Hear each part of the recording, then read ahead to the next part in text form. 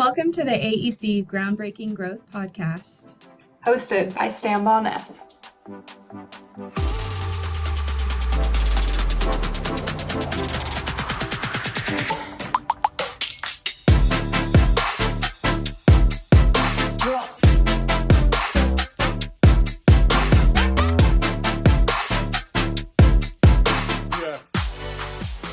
And welcome back to AEC Groundbreaking Growth, the podcast where we talk with leaders and change makers who are shaping the future of the AEC industry. And today is a little bit unique. Emily is actually sitting on the guest and expert side of things. We have with us Emily Lawrence, you know her, our host, Barbi Styles, and Scott Butcher, all from our Strategic Growth Advisory team. And they have a deep knowledge of all things AEC marketing, business development. Today, we're really going to focus on the future of AEC marketing. What are the trends? How are we leveraging technology? And really, how is it going to transform our futures as AEC leaders, business developers, and marketers? So, Scott, would love to really jump right into things and start with a big picture view. How would you describe the current state of AEC marketing and what the major forces are shaping the future? Sure. Well, it's definitely in a state of flux. Yeah. And I think there are a number of drivers of that. And I'll tell you, just by way of a little background, we're seeing so much from the client side, whether we're helping in strategic planning or business development and marketing strategy, seeing what they're going through. And then you look at this, collectively across all our clients across the country and beyond. And we absolutely are dealing with the disruptions that occurred during COVID. Positive and negative disruptions, which I think is informing the way we go to market with our marketing programs, layered over top of the increasing trend for technology. And, I would have said that 2 or 3 years ago, and now you factor in large language models and the integration of AI and all sorts of marketing automation tools that have come online the past couple of years.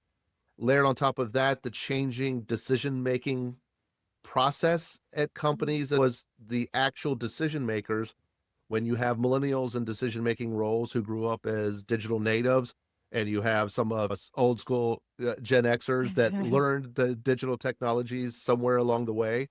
This was happening pre-COVID. It has certainly accelerated the past 5 years. Yeah. And, a data point we sometimes share in our training programs and webinars is that, 85% of millennials in business to business roles are making decisions, and almost half of them won't meet in person with potential vendors, consultants, suppliers. And that really pivots the pressure onto marketing programs to open the door, generate inbound opportunities. And so that's certainly been a pretty significant change. And then the final thing I'll just say, kind of big picture, the role of the marketer is evolving. To me, it's evolving to the positive, and that is too often in our industry, the quote unquote marketer is the proposal preparer. Yeah. And they don't actually get to do real marketing, right? The proposal is the final or the second to last stage of the business development process. Maybe presentation and negotiation for the contract would be the final stage. And so as we integrate proposal automation, artificial intelligence into that process, it's freeing up the marketers to do what they were trained to do, what they were hired to do, understand the market, generate demand, create inbound opportunities, enable the sales or business development function. And that's actually an exciting time for marketing, is the way I'm viewing it.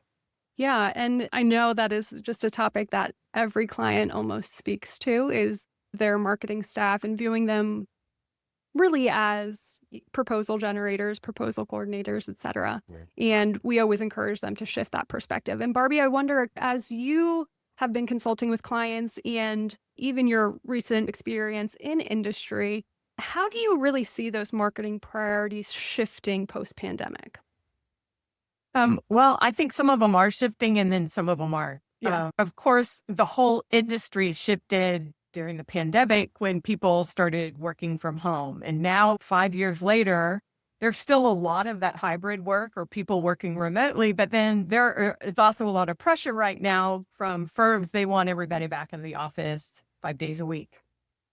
And I think a lot of companies are getting a lot of pushback on that. especially from their millennial age group employees. So I think it's going to be interesting watching where that goes in the future. I did some unofficial research, if you want to call it that, chatting with some industry friends of mine from across the country last summer about their marketing and business development teams and how much of their work was in office and hybrid. And most of them had a 3-day in the office, 2 days out, or vice versa, 3 days out, 2 days in the office. I think the real important thing that they all thought about was that when their teams were in the office, they were in the office together, so that they had that ability to just walk down the hallway and talk to somebody and work with somebody. I think it'll be interesting to see where we go with hybrid work in the future, especially on the marketing and BD side. Of course, right now in both the economy overall and especially in the AEC industry, we don't know what's going to happen projects wise. Some of them are being put on the shelf. Some of them are being canceled or delayed. I think firms across the board are maybe tightening up their budgets. And of course, one of the first places they tighten is marketing and business development. I think we're going to be asked as marketers and business developers to do more, bring in more work, but do it with less money. So I think, as Scott was saying earlier, I think the automation and the AI and the things that we can learn to use to free up some of our time to increase the productivity of the marketers that you have on staff is going to be important. And then the last thing I'll add on to what Scott said is that importance of the digital presence, because so many of the decision makers now grew up as digital natives. And before they hire a company or talk to a company, they're going to the website. I can guarantee you they are going to your website and looking at you. And if your website doesn't interest them, you're out of the picture. So I think marketers being able to do more with thought leadership and helping their companies generate thought leadership and getting it out there to build that brand, your firm brand and your subject matter experts individual brand is going to be even more important in the future. And I think you'll see a lot of marketers spending a lot more time on it. Yeah, I totally agree with Barbi. Just to add on, it's not just about visibility anymore. It's really about that value and how are you bringing that value. So we're expecting smarter content, faster follow-up, and that personalization, making sure it's well-rounded and cohesive. Yeah. And building off of that, hitting those 3 things, value added, smarter, faster. I would think technology can help us get there, right? Let's pivot and talk about how automation and AI are starting to change how AEC is approaching marketing. Yeah, I mean, I know Scott has tons of thoughts on automation and AI. From my perspective, as that marketing specialist and doing the outsourced marketing, really we're doing a lot of like content repurposing, e-blasts, everything. I mean, AI and automation are touching everything. Yeah. And that's even one thing we talk about with this podcast. How can we use one asset in so many different ways, right? You've already spent the time to invest, create it, et cetera. So how can we leverage it in multiple ways? I think really viewing AI as more of a collaborator. And Scott, I know you have an example of what a client has told you that they see as the future of their marketing team, given the AI and automation. Emily, it was a fascinating and terrifying statement. And I think it's the reality. And this is where I say I'm bullish on the future for marketers because you get to do marketing, but positions are at risk. And this was a chief marketing officer for a firm of more than 1,000 people. And he made the comment, I have 10 proposal coordinators who are going to be AI'd. It's a verb now, by the way, AI'd out of existence within 3 years, and they don't even realize it. Yeah. And to his point, the proposal automation tools that are already out there, number one, the extreme continued advancement of AI as a design tool is allowing far more rapid proposal production. You're never going to get rid of your proposal leaders because you need the human insight on the front end. You need the human quality control on the back end. And, you know, by the way, anything coming out of AI, it's not your intellectual property. You can't copyright it and it may be wrong. So we need to make sure we still have the front end thinking and the back end quality control, the red team, if you will.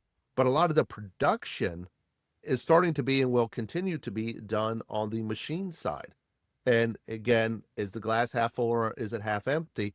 I think it's half full, because now these marketers who are subject matter experts in marketing can add greater value to their companies by really doing what we talked about earlier: demand generation, understanding the market, developing inbound leads. Huge opportunities there in our industry, because that's where we've kind of trailed other industries, is in true marketing.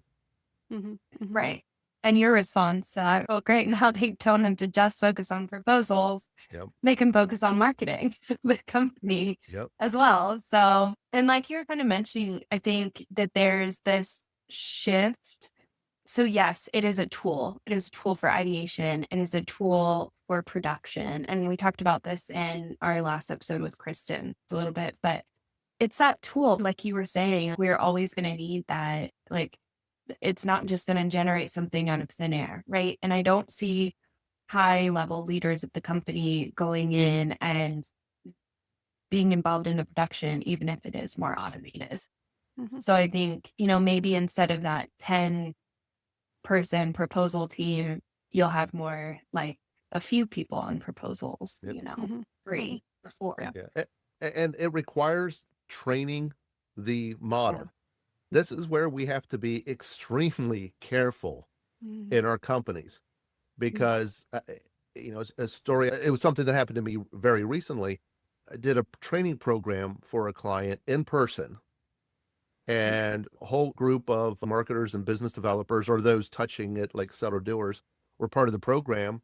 And at the end of the day, I was in an Uber with a couple of employees from this company, and we were heading off to happy hour and just chatting away. And one of the gentlemen in the vehicle handed me his phone and had all sorts of notes on it. And he's like, "What do you think about this summary of your training program today?" And I'm looking through it. I'm scrolling on his phone. I'm like, "Yeah, you really nailed this. Really good notes." And he's like, "Well, I recorded you, and then I had the transcript created, and then I uploaded it to ChatGPT, and I asked for a summary." And I'm like, "Oh, that's an innovative use of AI." And then light bulb goes off, and our intellectual property is now on the ChatGPT model, being used to potentially train the competition about what we do.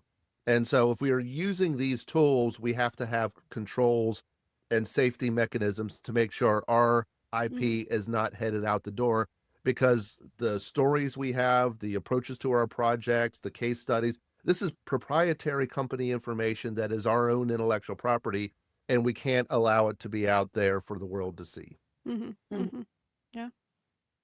It's so true. And Scott, it makes me think of at that CFMA conference, and one of the speakers said just how much Google search has dropped off because everyone's going to ChatGPT now. So their firm is trying to think strategically and creatively of how they can almost train ChatGPT to answer with their company brand, their company, skill sets and consultants, etc. So I know right beyond just proposals, AI can help us with even personalization of that account-based marketing. So getting ChatGPT to answer with our company's name and brand may be pretty hard, but we can definitely create some specific personalized marketing strategies for our markets and for who we're trying to reach. Yeah, and it's amazing what's in these models. It took me a while to come up with an ideal prompt to do quick front-end market research about a potential client before I might be having a meeting with them. But I have this prompt down, and I pull it up before the meeting and, run the data to really do a profile of the firm I'm about to meet with. So I don't have to do Google. I don't have to go on LinkedIn. I don't have to go on their website. The AI is doing that for me, or has already done that for me, and is just accessing the model. It's incredibly useful for me as a time saver in the business development realm. But the other thing I will say, Jen, the example you just shared, at Stambaugh Ness, a lot of people know we're very active with Seller-Doers. Seller-Doer strategy, Seller-Doer training, those technical professionals that have some business development responsibility. And so we put out a lot of content and blogs. We've done webinars. We've done studies. We did a study with the S&PS Foundation. And so sometimes I'll go in and I'll test out the AI and, talk to me about the Seller-Doer model and what are the recommendations and what are the trends. And because it's digested Stambaugh Ness content, I see Stambaugh Ness recommends, and then there will be a link to our study that we did, perhaps. Mm-hmm. And so that's exactly what you were talking about, is trying to train the model to use your brand. Yeah. Yeah. And I would think like that's essentially getting thought leadership out there, right? Yeah. And 100%. Barbi, I know you're such a big proponent of that thought leadership as a strategy in marketing. And I know we've been kind of talking about marketing and separately business development. And in a lot of firms, they're siloed. Can you talk to me a little bit about why that integration is so important? I can, and actually, Scott and I were just talking about this with a company we were doing strategic planning with yesterday and the day before. So I truly believe that marketing and business development have to work together. Okay.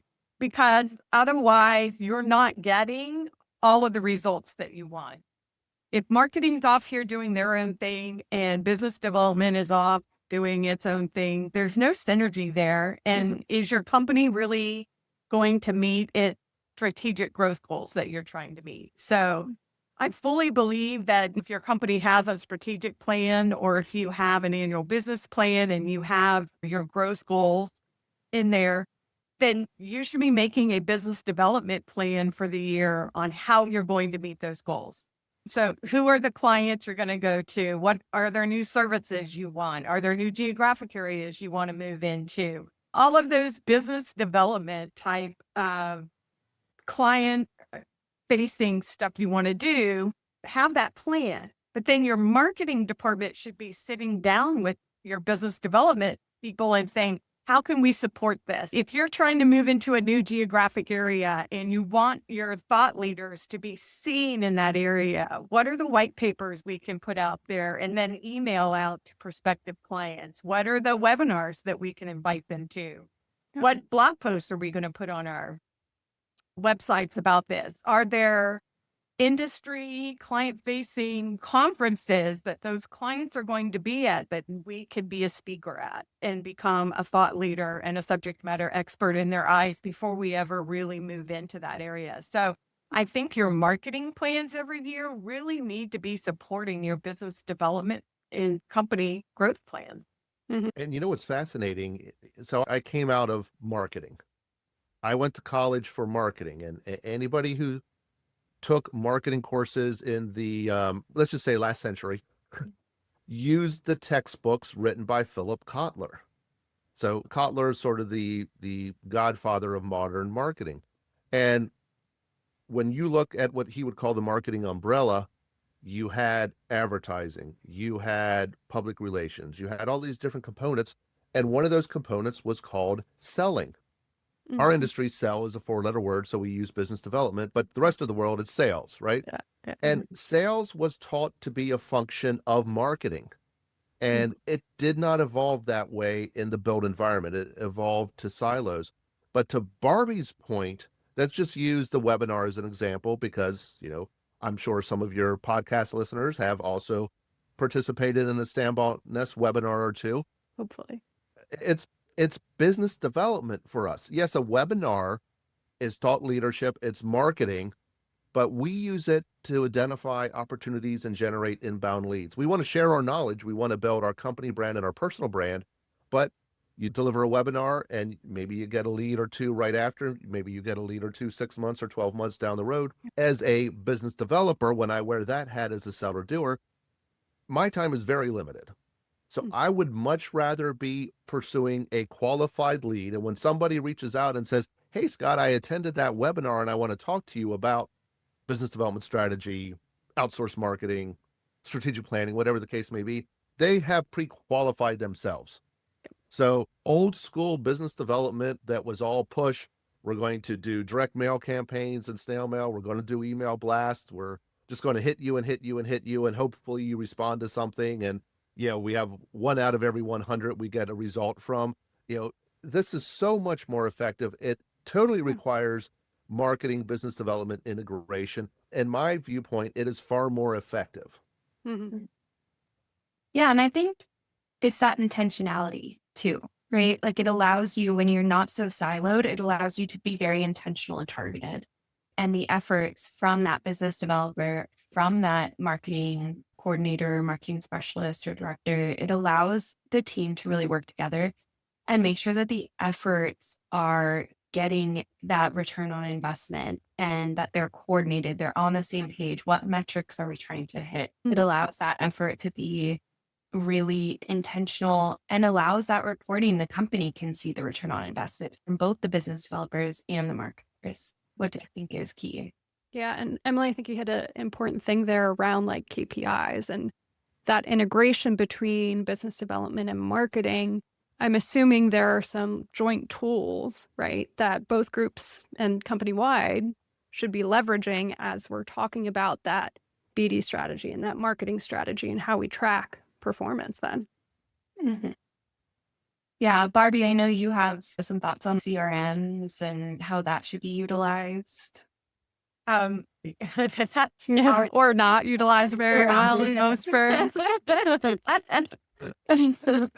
You know, CRM is really the tool that everybody should be using, and it's probably the tool that the least number of people in your company use robustly anyway.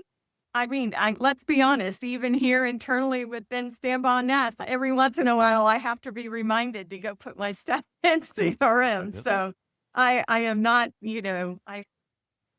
I'm not going to say I'm perfect at walking the walk, but, your CRM really is a wealth of information. And especially in today's world where your business development folks sometimes are siloed.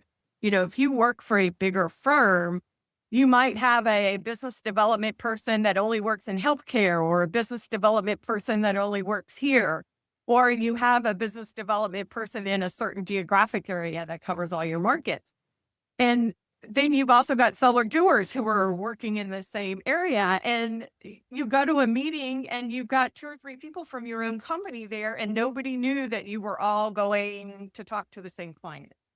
So that internal being able to be seen as one firm and that one coordinated effort across all of those service lines with that one client, very helpful. But also, using your CRM on the business development side to track your pipeline is so important. If you don't know where your future work could be coming from and you're not filling that pipeline with possible future work, you're never going to make your revenue and growth goals. I know Scott probably has a million other things to say about CRM, but it really is an important tool. And it doesn't really matter what CRM tool you use, but it's important that you use it.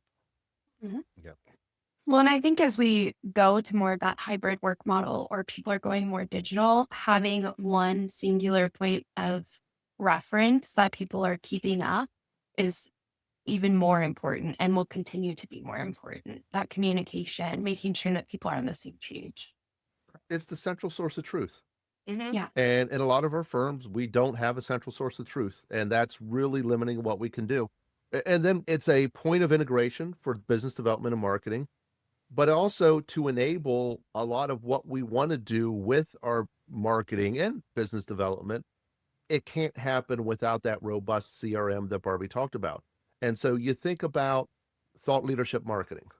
Well, you can post a blog on your website and the world doesn't see it. You have to promote it on your social media. Maybe you push it out via email.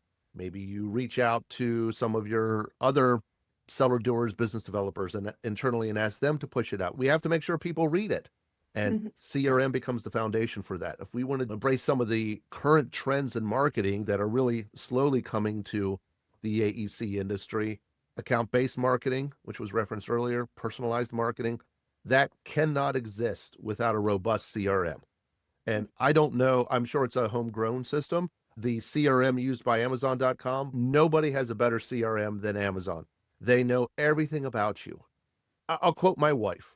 A box will show up, an Amazon box is always showing up at her house, and she will say, Amazon made me buy it. Amazon made me buy it. And, initially I'd be like, what? And then she'd tell sort of the story that I tell as an example. well, I looked at this product on Amazon because it came up, you might be interested in, and I decided, no, I don't need that. And then I was on social media, ad popped up, and then I did a Google search and an ad popped up, and I thought, well, maybe I do need this. And I ordered it. And it's Yeah. because Amazon has this robust CRM that they can get down to the individual, not even at the family level, but it knows what I like, it knows what my wife likes. And so it gives us personalized recommendations, and it's always there in front of us. And they get every year an increasing amount of business from us. Yeah. And I know we can't elevate our skill set to the efficiency of what Amazon does, but all these trends we've been talking about and where it's going in the future, it almost seems like it's going to require a little bit of a skill set shift for BDs and BD individuals and marketers specifically. What are those skill sets that marketers for AEC will need in the future? I mean, well, who wants to take this one? Yeah. I think we all have thoughts, Yeah. but I think I'll start it off with, I think instead of marketers sitting back and being, I guess, order takers, it's sitting back and waiting till somebody says, okay, no, I need you to do this. No, I need you to do this. I think they're going to have to become more strategic thinkers. I think they have to think big picture now, and they have to think, how is what I'm doing connecting with business development, the strategic plan, where our company wants to go? They really need to start thinking along those lines instead of just waiting for somebody to tell them to do.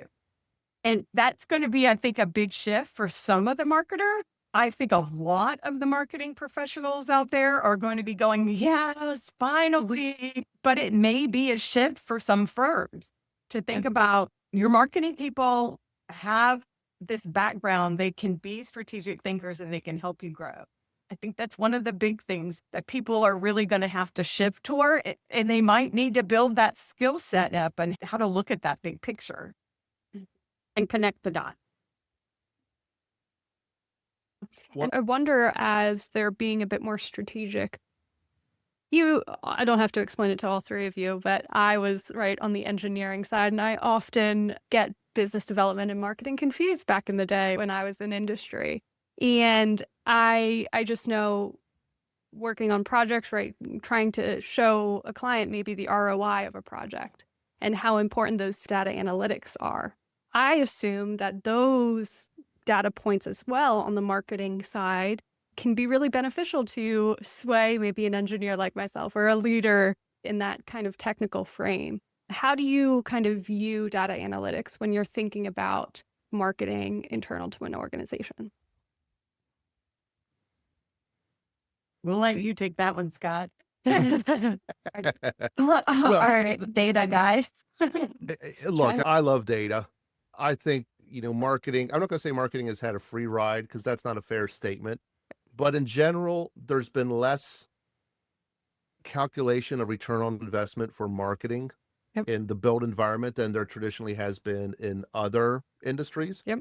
And now there are so many points where we can collect data, and there's increasing pressure on marketing departments to prove their worth, other than the metric that marketing departments have been judged by forever is the hit rate.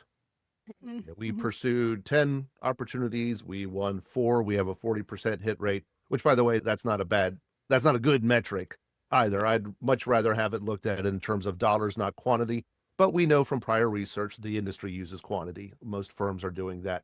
But we can look at website traffic, and we've been able to do that for years, but quality of the traffic, where they're focusing, we can see if we're getting responses to our thought leadership. We can look at our social media, our posts, our engagement, and start to identify opportunities that could be coming out of that. There are just so many places we can be collecting data now that we need to figure out for our firms, what are those 3 or 4 most important data points? What do we care about most? Obviously, at the end of the day, it's about revenue generation. It's about bringing opportunities in. And by the way, marketing departments aren't generating the revenue. They're more so with business development generating the opportunities. And then it's the business development function, it's the seller doers, it's the closers that are really, the bottom of that funnel of bringing the work in the door. Marketing and business development contribute greatly to that. So we have to make sure our data that we're tracking is reflective of that.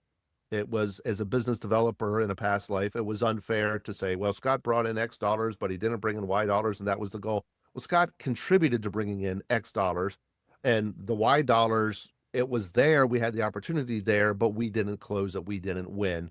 And so it's not just the business developer or the marketer that should be, judged on that. So it has to be metrics that are reflective of the job and of the responsibilities of the individuals. Yep.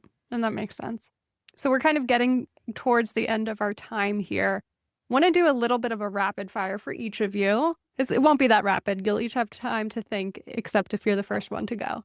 So kind of as we think about everything we've talked about, a lot of trends, a lot of transformation for the future. When we're talking action, what is one thing firms can do today to kind of future-proof their marketing? And Scott, I'm going to jump to you first. Future-proof their marketing. Boy, that's a loaded question. I think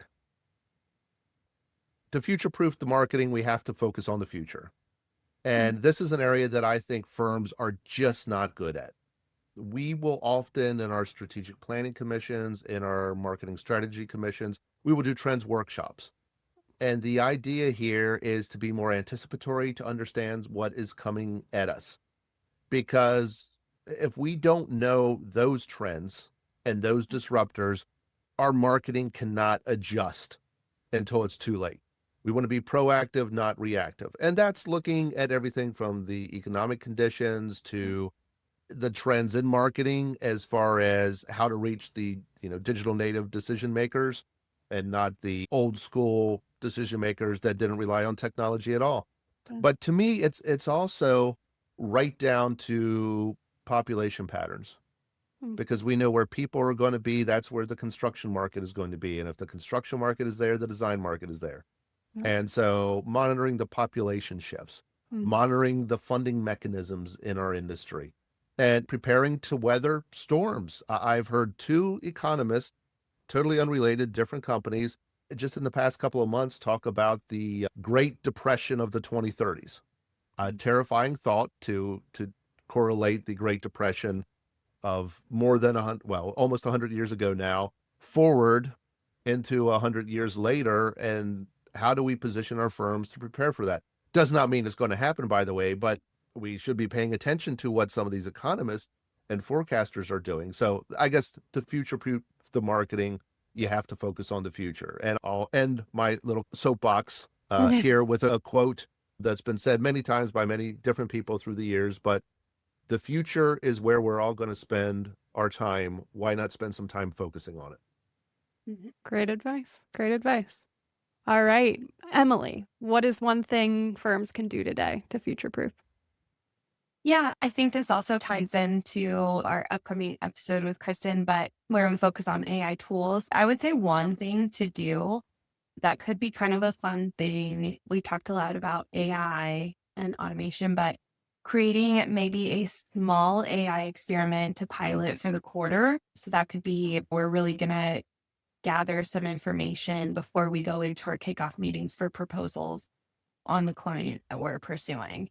Or, we really want to do a targeted campaign on this specific market and using AI to help ideate on some content that could resonate for your company, or even have it help you do an audit of your website content and maybe areas that could be improved. So I would say Scott hit the nail on the head of focusing on that future and really trying to think about it today and focus on those trends.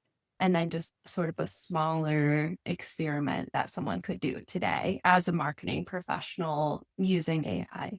Just do a small experiment, pilot it this quarter, just give it a try. Yep. And that's how everything starts, right? Small steps forward. So love that advice. Barbi, what's one thing firms can do to future-proof? I'm going to go back to marketing being aligned with your business development. As Scott said, your business developers and your firm leaders need to be anticipatory. They need to be out there looking at what's coming at your firm. And so they're building those plans to hopefully help deal with whatever, positive or negative, take advantage of those opportunities that are coming at you or negate something not so great that's coming at you.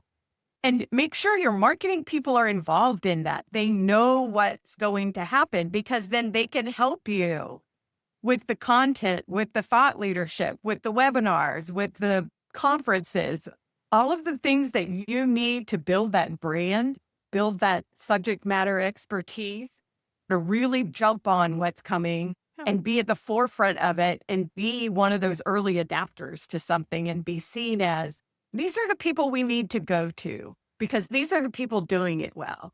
I think if you do that now, you get that integration going now, that when something big happens, that camaraderie and teamwork is already there. And it's just, let's go. Yeah. So Barbie hit on there that I think it's really important, articulated a little differently. Marketing has to have a seat at your strategy table. Yes. Yeah, absolutely. I think we all feel very strongly about that. Yeah. Well, no, I mean, given today and what we've talked about around those trends, around tech and the transformation, AEC marketing is going to be a key component in all of our firms to really drive growth, drive performance, and really that benefits our family, the families tied to the company, the families tied to the projects we deliver, et cetera. So marketing is such a huge part of that. I want to thank all three of you for your expertise today. I know our listeners will definitely find value in it. Even if you yourself, listener, are not on the marketing side, share this with one of your marketing professionals in your organization. It's a great way to connect, like Barbi said, build those bridges between the tech team and the marketing team. We appreciate all of our listeners. Hope you tune in next to future episodes.